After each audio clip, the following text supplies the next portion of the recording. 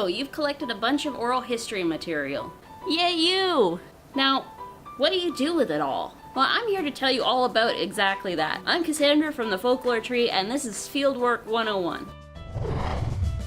Depending on the agreement that you made with your informants before you did your interview, you probably have three main options. Since this is something that you have to discuss with your informant before you do your interview, it's best to plan ahead of time what you want to do with the recording when you're done with it. If your informant requests that you destroy the recording after you're done using it for your research, then that's what you have to do. Sorry, I know it kind of sucks to have to do that, but that is an option that you have to give your informant so that they can best decide how to protect their own privacy and that of their family if they need to. You can also choose to keep the recording yourself and store it somewhere safe in case you want or need to use it again. Electronics do malfunction or break sometimes though, so if you decide you might want to use your recording again someday, it's best to back it up in multiple places, like flash drives and CDs, instead of keeping only one file on your computer or your phone. Your third option is to look into donating it to your local archive. That way, if somebody else wants to use it to do their own research, they can. Archives also have high standards for requesting the wishes of their donors and informants. If you or your informant don't want anybody to be able to access that recording for a few years or to use it for anything they might publish,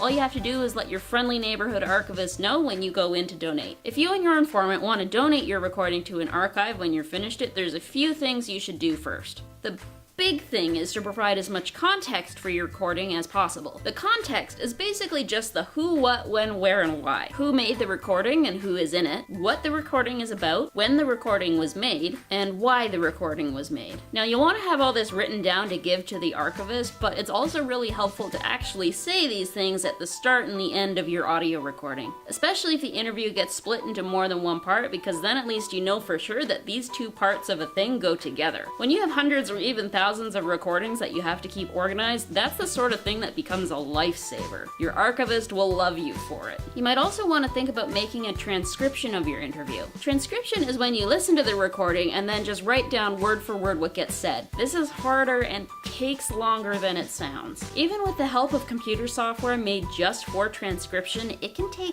hours. If you aren't required to transcribe your interview and you really don't want or need to do it, then it might not be worth spending the time and energy on it. However, having a transcription available will make your recording a lot more accessible to more people who might want to use it, like people who speak a different language than you, or people who might be hard of hearing. If you don't want to do a full transcription though, you could think about doing a tape log instead. A tape log is when you listen to the interview and make a note of what subjects get discussed at what times during the recording. For example, 5 minutes into the recording, you might discuss what life was like for fur traders in rural Labrador, and then at 10 minutes you might discuss what Labrador was like during World War II. Both transcriptions and tape logs help make recordings that much easier for archivists to deal with. Either way, you'll have to listen to your interview and you're probably going to spend the whole time thinking, is that really what my voice sounds like? Don't worry, it happens to all of us. Now, not every archive is going to be able to keep every recording that's given to them. They just don't have the physical or digital space to do that. But they will eventually have somebody go over the recording you've donated and decide whether or not it fits well with the material that they have already collected. Some archives specialize in collecting material about certain topics, so